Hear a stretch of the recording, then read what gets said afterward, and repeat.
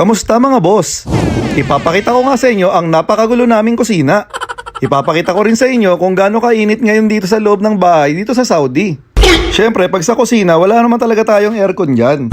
Tapos ipapakita ko rin sa inyo kung ano yung ulam namin ngayong tanghali. Tara mga boss, samahan nyo kami. Enjoy!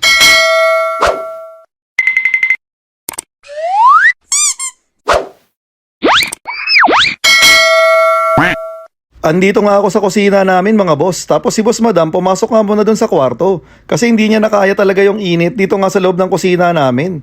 Para ka nga talagang nasa loob ng oven. Okay. Ito nga yung niluluto ni boss madam. Pritong isda. Ito yung isa sa paborito kong isda dito nga sa Saudi. Tapos syempre hindi mawawala tong adobong pusit. Wow. Ayan mga boss, itsura pa lang. Sigurado mabubusog talaga tayo ng gusto nito. Yeah, boy. Ang init. Sobra. Hindi na lang, luto na. Ito na nga mga boss, yung finished product ng niluto ni boss madam. Ayan na yung adobong pusit. Nice. Siyempre, yung brown rice natin mga boss, ayan, mainit-init pa, umuusok pa. Tapos ayan, yung pritong talong.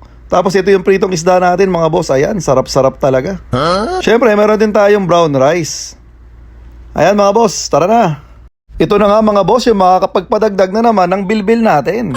Siyempre, alagaan natin yung bilbil natin mga boss. Ang hirap niyan palakihin eh. No! Kailangan pa natin kumain ng marami.